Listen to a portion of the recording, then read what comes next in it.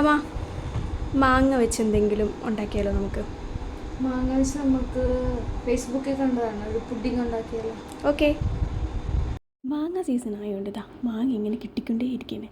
എന്നാൽ പിന്നെ ഇന്നൊരു പുഡിങ് ഉണ്ടാക്കാമെന്ന് വിചാരിച്ചു. അപ്പോൾ ഇതാ ഇവിടെ ഒരു 5 മാങ്ങ എടുത്തിട്ടുണ്ട്.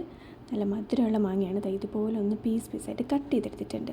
ഇനിയിപ്പോൾ നമുക്കിതിലേക്ക് ആവശ്യമുള്ളത് ബ്രെഡാണ്. ബ്രെഡിൻ്റെ എൻഡ് ഭാഗം ഇതുപോലെ ഒന്ന് കട്ട് ചെയ്തെടുത്തിട്ട് നമ്മൾ ഏത് പാത്രത്തിലാണോ പുഡിങ്ങിന് വേണ്ടിയിട്ട് നമ്മൾ സെറ്റ് ചെയ്യുന്നത് ആ ഒരു പാത്രത്തിലേക്ക് നമുക്കിങ്ങനെ 2 സ്ലൈസ് വെച്ചിട്ട് ബ്രെഡിങ്ങിന് നമുക്ക് അടുക്കി വെച്ച് കൊടുക്കാം. ഇനിയിപ്പോൾ നമുക്ക് ഈ കട്ട് ചെയ്ത് വെച്ചിരിക്കുന്ന മാങ്ങ ഒരു ബ്ലെൻഡറിലേക്കിട്ട് നമുക്കിതൊന്ന് അരച്ചെടുക്കാം.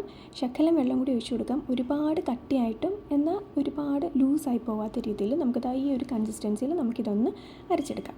ഇനിയിപ്പോൾ നമുക്ക് ഇതിൽ പകുതി മാറ്റി വയ്ക്കാം. നമുക്ക് ഈ അരച്ചെടുത്തതിൽ നിന്ന് ബാക്കി പകുതി നമുക്കൊരു പാത്രത്തിലേക്കിട്ട് അതിലേക്ക് മധുരം നോക്കിയിട്ട് ഏകദേശം ഇവിടെ 2 ടേബിൾ സ്പൂണോളം മിൽക്ക് മെയ്ഡ് യൂസ് ചെയ്തിട്ടുണ്ട്.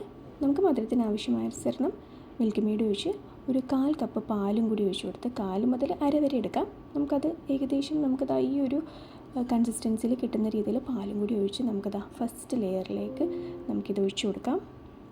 ഇനിയിപ്പോൾ നമുക്കൊരു ബൗളെടുത്തിട്ട് ഇതിലേക്കൊരു 1/2 കപ്പ് വിപ്പിംഗ് ക്രീം ഒഴിച്ച് കൊടുത്തിട്ട് ഇതൊന്ന് ബീറ്റ് ചെയ്തെടുക്കാം.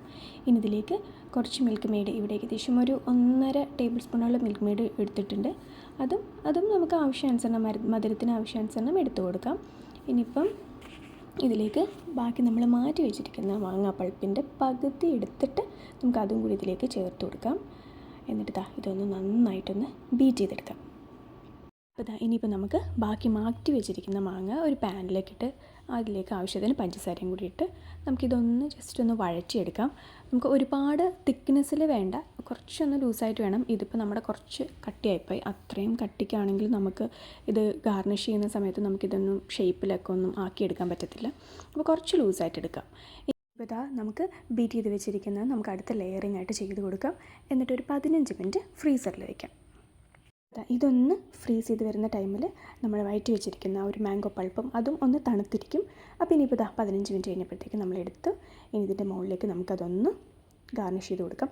ഇത് ഞാൻ പറഞ്ഞില്ല, കുറച്ചുകൂടി ലൂസായിരുന്നെങ്കിൽ നമുക്ക് കുറച്ച് ഷേപ്പും എന്തെങ്കിലും ഡിസൈൻസൊക്കെ നമുക്കിതിലേക്ക് വരയ്ക്കാമായിരുന്നു. അപ്പോൾ കുറച്ചുകൂടി ഭംഗിയായിരിക്കും. അത് ഒത്തിരി കട്ടിയായിപ്പോയി. ഇനിയിപ്പം ഇതിലേക്ക് നിങ്ങൾക്ക് ആവശ്യാനുസരണം സീഡ്സോ നട്ട്സോ എന്താണെന്ന് വെച്ചാൽ നമുക്ക് ഒന്ന് ഗാർണിഷ് ചെയ്ത് കൊടുക്കാം. ഇപ്പോൾ 1/2 മണിക്കൂർ ഒന്ന് ഫ്രിഡ്ജിൽ വെച്ച് കഴിഞ്ഞാൽ നമുക്കെടുത്ത് സെർവ് ചെയ്യാം. അപ്പോൾ വളരെ ഒരു റിച്ച് ക്രീമി ടേസ്റ്റ് ആയിരുന്ന ഒരു മാംഗോ പുഡിങ്ങാണ്. അപ്പോൾ മിസ് ചെയ്യാതെ എല്ലാവരും എന്തായാലും ഒന്ന് ട്രൈ ചെയ്ത് നോക്കണം. എന്തായാലും മാങ്ങ സീസണല്ലേ, ഒരുപാട് മാങ്ങ കിട്ടുന്നില്ലേ.